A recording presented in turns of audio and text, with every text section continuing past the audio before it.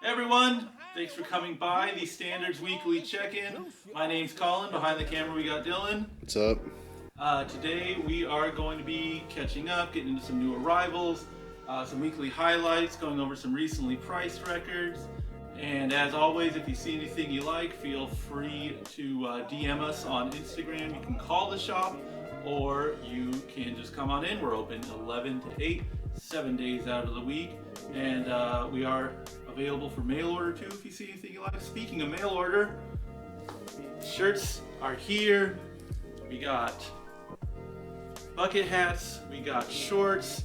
They're all available in the store, the entire capsule. It's been like the first week of that. I've been excited getting these out into the open. So yeah, you can order these directly through the Big Cartel. The link is in the bio. Or again, just stop on by, say hi, say what's up.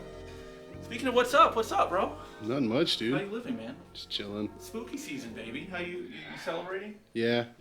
Saw Hubie Halloween, bro.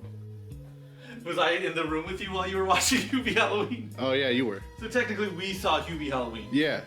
Together. We did see Hubie Halloween together. With our editor. Yes, everyone involved in this film saw Hubie Halloween. Yeah. I give it 10 pumpkins out of 10. I also give it 10 pumpkins out of 10. And I'll give it some soup. That's what he drinks in his canteen. His thermos. Thermos, that's it. How do you get to Swiss Army thermos as like a writer? Like all that stuff is, I am an Adam Sandler fan because I think he just has been making the same movie over and over again. It's kind of like a work of, it's become like a body of work at this point. Yeah. It's like AC/DC's catalog or something. Yeah. It's the same record over and over again. It's the same movie. I'll give it 10 pumpkins out of 10. Throw in a best of Tim Meadows' Saturday Night Live DVD so you can relive some of the highlights of the supporting cast and have like kind of a double feature. All right. Yeah. Weekly highlights. What do you got? Tell them about this record because I don't know about this one. All right. It's from Boombastis, Boom Shakalaka. The best way I can describe it is chill beats to play NBA Jam to. It's just a lot of instrumentals and like some I guess they interviewed the commentary guy from NBA Jam. Or not the interview, they probably just took it from YouTube, I'm not too sure. And just like kind of cut in between songs. Samples of the interviewer? Yeah. So it's not straight just bites from the game. Yeah, I think there's some bites. I'm not too sure because like I haven't played NBA Jam in a long time. I can't recall any of the music from the game. Man, I wonder if there is any. I think it's not that I hate to say it, but I think it's not that great of a game. No. Like it's obviously on an arcade? Not a bad time. Yeah. But I don't know if it's just fun, bro. Yeah, I know. Anyway, Boom Shakalaka. What do you got? I ended up playing this a lot. We got in a bunch of like 80s alternative rock, for lack of better words, including like a lot of music that would fall into the header of like post-punk or rockabilly, all kinds of. It's a wide array. You know, that world is not as locked down as you might think. And this one, I of course wanted to just play the psychedelic furs records all day or whatever. But I was like, you know what? I'm going to listen to everything in this stack that I've never heard of. One of which was this. There's another one. I put it on the jam of the day today, like Easterland or something. Easterhead, I think. No. Anyways, that was a really good one. But I really enjoyed this. Apparently, it reminded me a lot of like Flesh for Lulu. I call it like Big Sister rock. The premise being like if you had like a cool big sister in the 80s, she would be like, no, get this out of here. We're gonna listen to some Echo and the Bunnymen. And this falls into the header of cool big sister rock. I guess it's members of Skeleton Family. And someone else is pretty decent. Ooh, it's gonna bug me. But anyways, yeah, really good record. There's this song, the Gods Hate Kansas. I would say look that one up. And that's the other thing is it's not streaming anywhere, or it's not streaming on Spotify. So it's kind of and it's like dirt cheap. This is, I would argue, you ready for this hot take? Yeah. This is the reason that record stores exist, to find real, cheap, cool, good records. You're not gonna order a $5 record off of Discogs, I would hope, or you'd end up paying more for the shipping if you did. And it's not going to necessarily change your life, but it's something it's a good record. I get it. It's not streaming, you know. I think it's a hindrance, unfortunately, because you like to listen to that while you're doing your thing. Mm-hmm. Flipping through some new arrivals here, a lot of restocks. We do have that. Let's not make light of that new Budo Spand.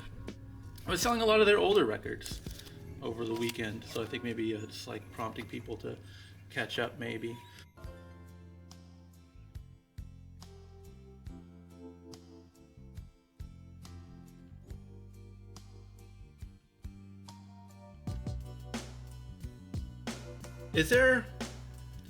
I ordered a lot of these because last time I got like one or two I always stock all the Cocteau Twins stuff. Mm-hmm. But last time I got it, there was such a demand for the Heaven in Las Vegas that I ordered like a bunch of copies. Mm-hmm. But then no one bought them.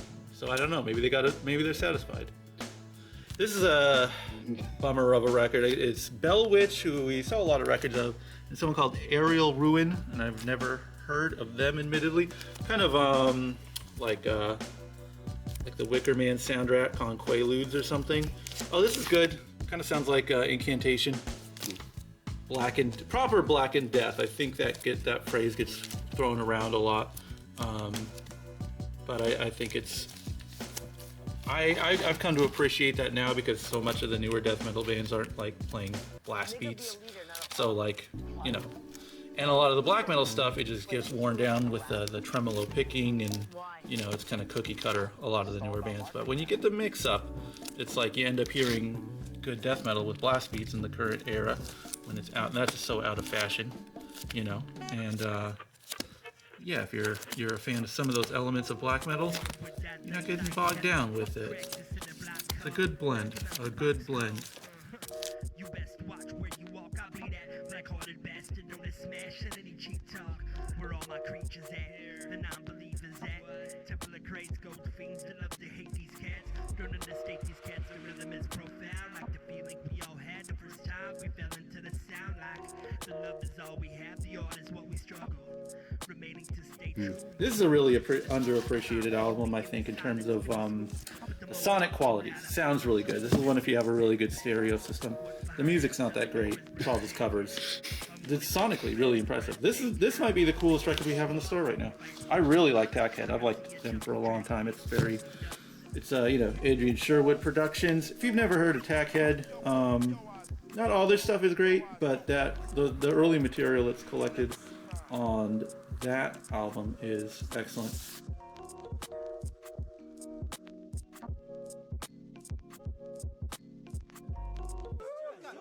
What's wrong with you, man? I had a fucking dream, man. What was the dream about, T? I dreamed that I was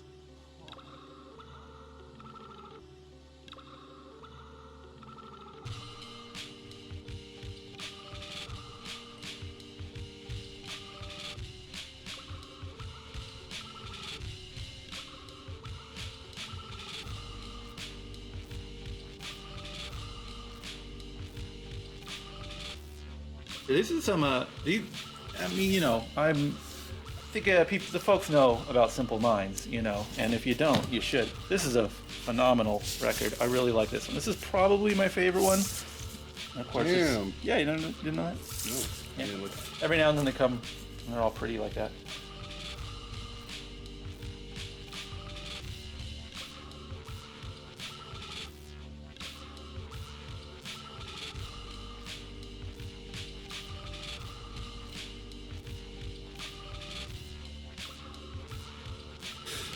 Yeah, it's Easter House. I'm a dope. This is cool. It kind of sounds like the Cult or something. Okay. I'm reminded of Danzig, but I'm reminded of Danzig in the way that the Cult is Danzig. This is a sneaky way of getting an older pressing of Pet Sounds. Comes double packaged with Carl and the Passions album. So, God, I gotta admit that I don't know the Carl and the Passions record that well still. Dang. I got to sit down with the Dennis Wilson album recently, and I was happy about that. But Pet Sounds is, of course, always cool. You ever listen to that one? No. Pretty fun. Like I didn't do my Wikipedia research, but it's like UK rockabilly. And I always think it's kind of funny to hear like British people enamored with American culture, like Western cult, like the Western. I guess you get, in a weird way, like Fields of Nephilim even could fit into that. You could argue the cult fit under that, like just British people obsessed with like ancient history of Arizona or something like that. I don't know. Good record though, regardless of who's obsessed with what.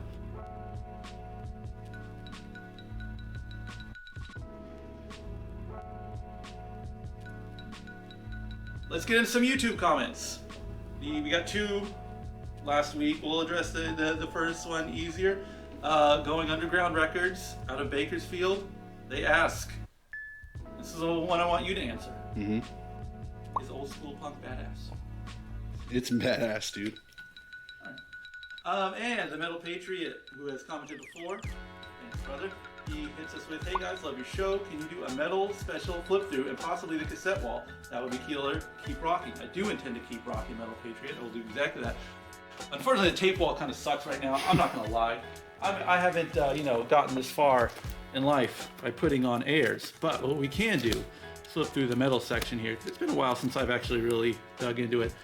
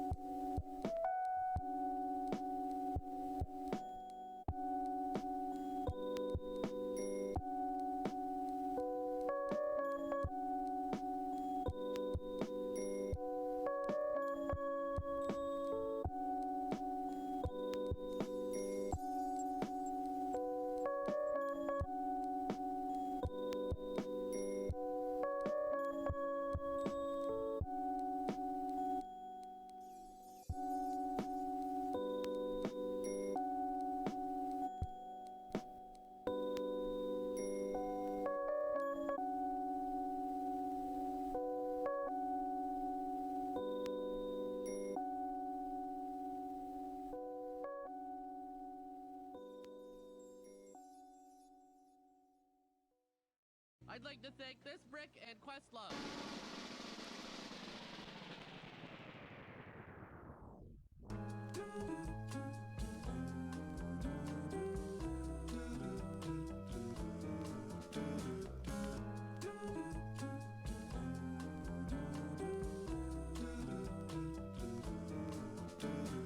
All right.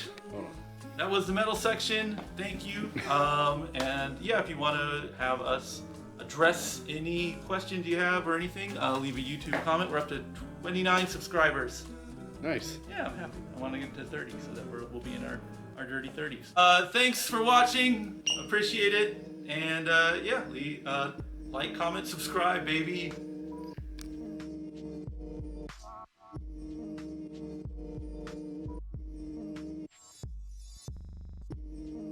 Sports.